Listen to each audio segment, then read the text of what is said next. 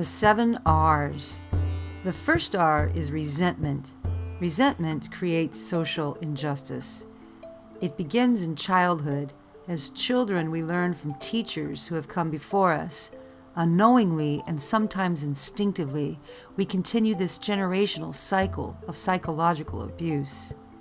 Resentment grows with us and shapes our perceptions and ideas of ourselves and each other. Since resentment is rooted in all of us on some level, it shows up in religions, cultures, politics, entertainment and media, worldviews, and our very leadership. Resentment creates division and creates more of the same vicious cycle. Our bitter indignation hardens our hearts, and as it stews and brews, over time, it sows seeds of revenge.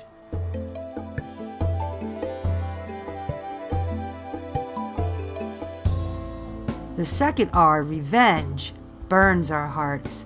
It is defined as any action, even thought, designed to hurt or harm. Projected outwardly, the energy of resentment needs an outlet. Revenge manifests in many forms. Some examples are name-calling, stereotyping and bullying, and even that seemingly innocent prank is rooted in revenge. Over time, that revenge energy needs a bigger conduit, and humanity is faced with wars and resistance. Resistance, the third R, can be described as basically anything that blocks energy flow. Resistance is necessary to facilitate change and gives us opportunities to observe ourselves and grow if we are all willing to break the cycle. So how do we break this nasty feedback loop?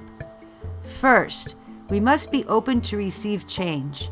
When we open ourselves to possibilities, we begin to learn to listen and become more effective communicators. Society is made of individuals who come together to form communities. When we work on ourselves, we change society. When we come to recognize our own painful thoughts and emotions associated with resentment and revenge, we can come to release, the fourth R.